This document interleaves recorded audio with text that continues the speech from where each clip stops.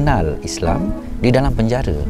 Di dalam penjara masa saya dijatuh hukum di penjara Al-Ustaz. Masa itu saya duduk Langkawi.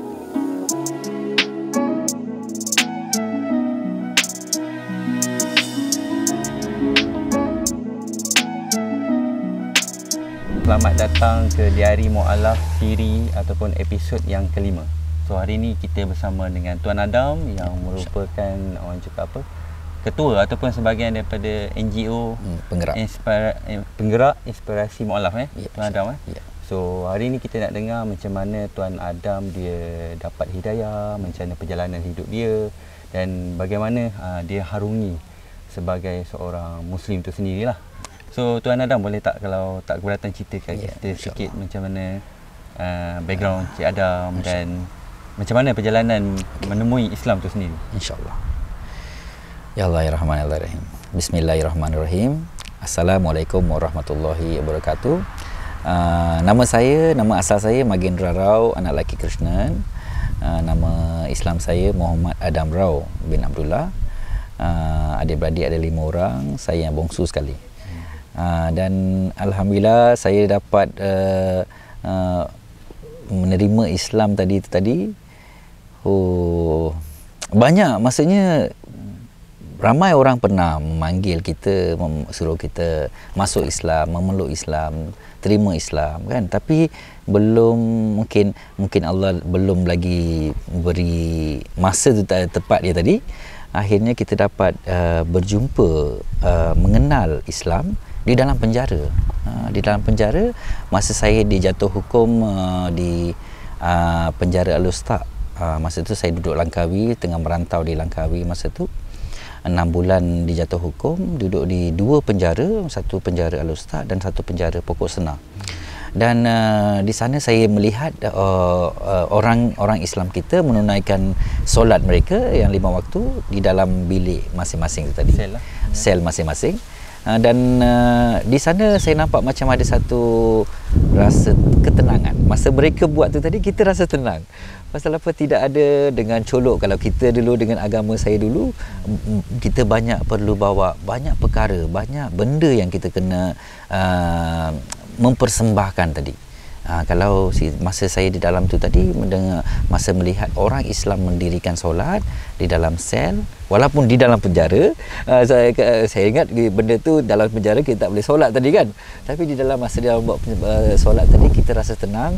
Dan masing-masing yang bukan beragama Islam memberi ruang kepada mereka, tidak membuat bising, bagi dia orang selesaikan dia orang punya solat.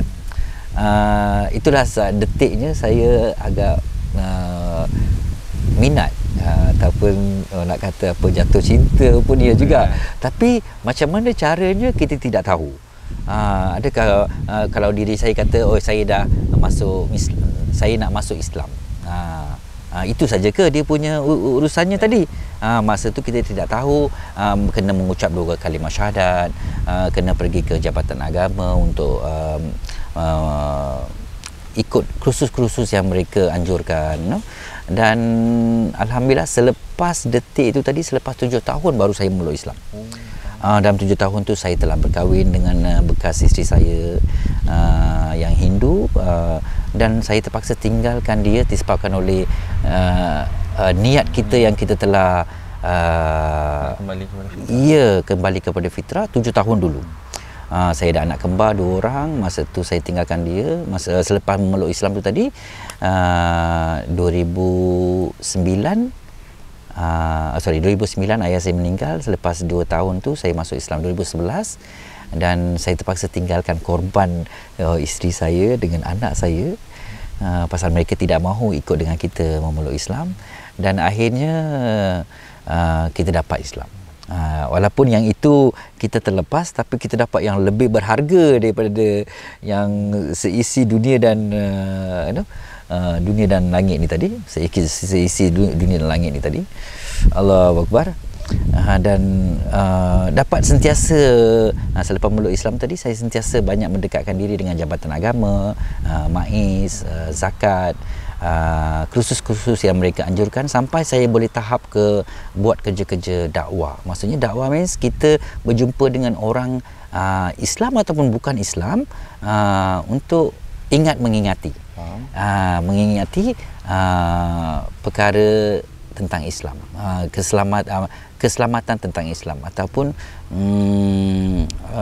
keindahan tentang Islam, supaya dia pun dapat rasa yang kita rasakan, dan alhamdulillah dah lebih kurang ni dah 2003 dah.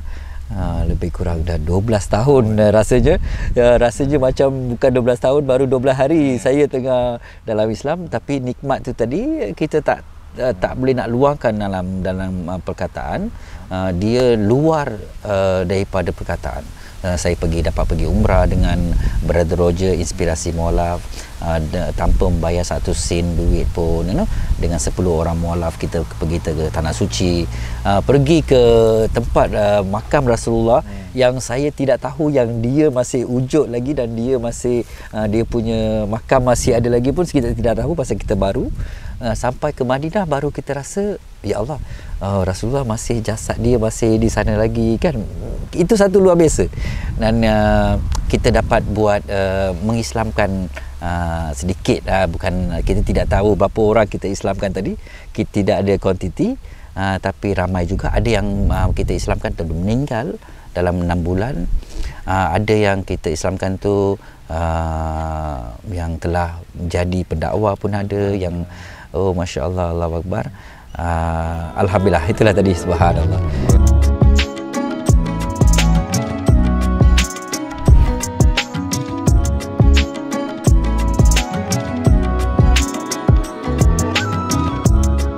Okey, alhamdulillah, kita nak tanya pula Encik Adam, kalau tak keberatan untuk cerita pasal ataupun mengenai keluarga Encik Adam setelah mereka tahulah Encik Adam ni memeluk agama Islam, dan bagaimana dia orang punya inspirasi, orang cakap apa? Dia orang punya tanggapan, dia orang punya perasaan waktu tu Encik Adam. Kalau tidak keberatan untuk kita share. Ya Allah, ya Rahman. Minta maaf banyak-banyak, ya Allah, ya Rahman. Sebenarnya saya rasa perkara ini memang agak sensitif sikit, kita tak sembang, tapi saya boleh sembangkan. Pasal saya dah meluk Islam aja, satu, isteri saya dah tak ada, anak-anak saya pun telah dibawa oleh bapa mentua saya. Okey, itu dah selesai. Dalam masa saya balik ke rumah saya sendiri, mak saya dah start nangis. Dia start menangis, dia kata, dia meraung, dia menangis, dia kata, kenapa kamu ambil pilihan ini, kenapa kamu dapat pergi kahwin dengan orang Melayu? Pasal ada yang buat fitnah dengan saya, dia kata saya telah lari dan kahwin dengan orang Melayu. Sebenarnya tidak, dia punya ceritanya, saya pergi memeluk Islam dan saya pergi kursus untuk 5 hari dengan Jabatan Agama. Okey, lepas tu saya balik tu, mak dah macam tu, dia rasa sedih dan dia rasa kecewa. Dan saya start peluk dengan mak saya. Aku cakap, tak ada mak, jangan fikir macam tu. Saya sentiasa anak mak, dan saya sentiasa akan berkhidmat untuk mak. Dan saya tidak mahu tinggalkan apa-apa pun. Saya akan duduk jaga mak. Dan adik-adik saya pun mula-mula siapa pun tak tanya apa-apa soalan, tapi dia orang agak terkejut macam mana dia boleh, dia ni adalah fanatik dengan Hindu dulu, pergi tokong, pergi mandikan patung semua, tiba-tiba macam mana dia boleh meluk Islam. Dia orang pun terkejut, dan dia orang tak tanya soalan. Paling penting yang dia orang terkejut, saya tak minum arak macam dulu.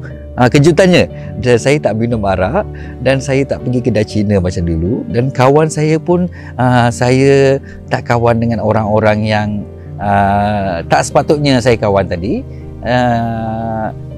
Dan dia orang tengok pergerakan kita dalam 1 tahun tu tadi, totally berubah 360 darjah, dan dia orang tidak ada soalan tentang Islam.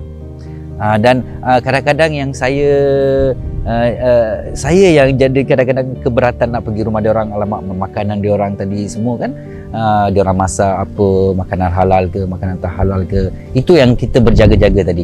Tapi masa kita berjumpa dengan ustaz-ustaz, mereka kata tak apa, itu adik-beradik, paling penting benda itu tidak ada sangkut paut dengan yang macam babi ke ataupun biawak ke, anjing-anjing ni ke.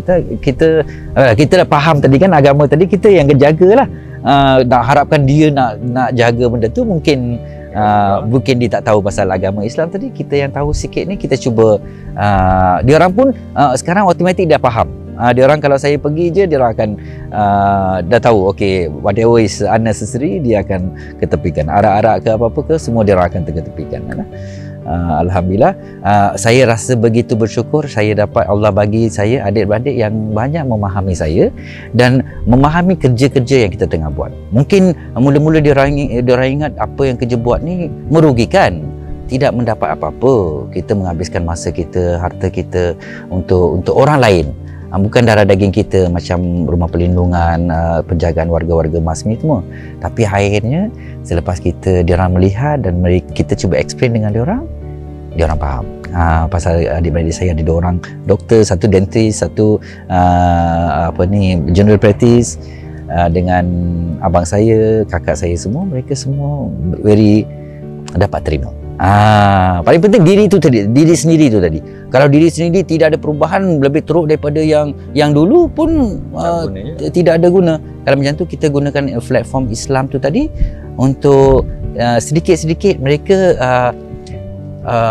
tidak bersangka buruk dengan Islam. Mereka ada persepsi yang baik tentang Islam daripada kita juga, dengan izin Allah ya. Dulu dia ingat Islam ini adalah pembunuh, pengganas, semua teroris. Tapi kita sekarang memberitahu Islam ini menyuruh kita nak pukul nyamuk tu pun fikir 2 kali. Jangan terlalu laju sangat, perlahan je tekan. Dia kata macam mana kita nak bunuh orang yang sesama manusia ni tadi dengan kekejaman ke. Masya Allah, Alhamdulillah. So itu Alhamdulillah cerita Tuan Adam mengenai keluarga beliau. Saya rasa sangat impress dan bagaimana bukan senang orang dilahirkan bukan Islam, bertemu memeluk agama Islam dan dapat orang cakap apa, nak mengubah perspektif keluarga, pandangan terhadap Islam sendiri. Bukan, saya rasa satu cabaran yang sangat sukar dan hebat bagi saya. So Alhamdulillah kita akan pergi ke projek Encik Adam, projek rumah perhatian beliau, mengenai tentang inisiatif beliau sendiri yang beliau gunakan orang cakap satu-satunya hasil harta beliau iaitu tanah untuk contribute ataupun membina satu komuniti untuk membantu golongan-golongan yang memerlukan. Okey, nanti kita akan explain untuk part yang seterusnya. Okay.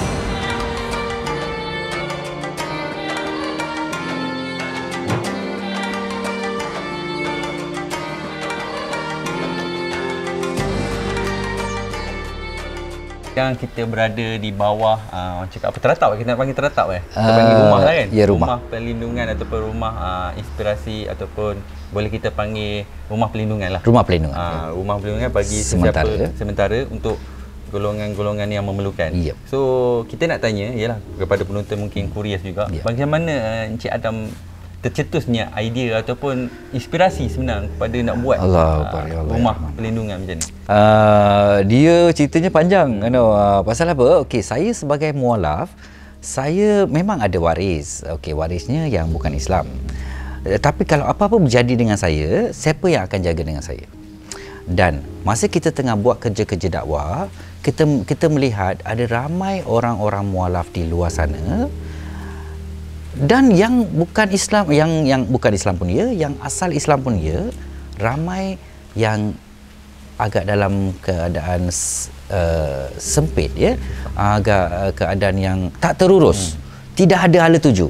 Tidak ada tuju, dan mereka menghubungi ke sana ke sini Jabatan Agama, menghubungi dengan JKM, mereka pun tidak dapat satu pertolongan. Lepas tu kita masa saya buat kerja dakwah ni, dia orang masa kita dah syahadatkan, dia kata dia tak ada tempat.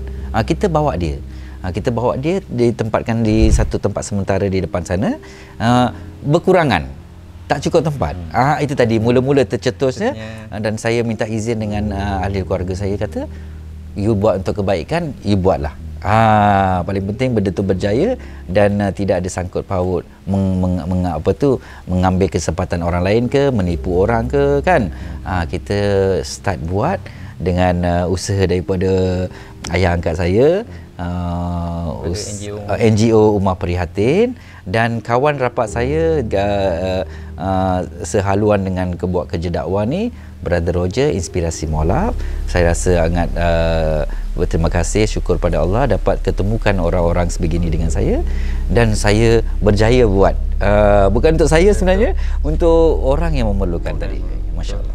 So alhamdulillah, so itu antara orang cakap apa penerangan yang serba ringkas, sebenarnya lebih panjang lagi perjalanan penceritaan tu, tapi kita tak boleh buat dalam ni, kita ringkaskan, kan? masya-Allah. Tapi alhamdulillah dah orang cakap apa hampir 2 tahun. Ya, betul. 2 tahun projek ni dijalankan. Selepas PKP. Selepas PKP, dan alhamdulillah sedikit demi sedikit projek ni pun dah hampir nak siap dalam 70%, dan orang cakap apa Encik Adam memerlukan lagi 30% sebenarnya untuk betul. penuh apa Habis. fully finishing on projek ni. Betul. So ini orang cakap apa satu kerja dakwah yang hebat lah bagi saya. Ya, insya-Allah. So Amin. bukan semua orang boleh buat sebenarnya, terutama untuk mengorbankan harta benda. Ya Allah. Ini Encik Adam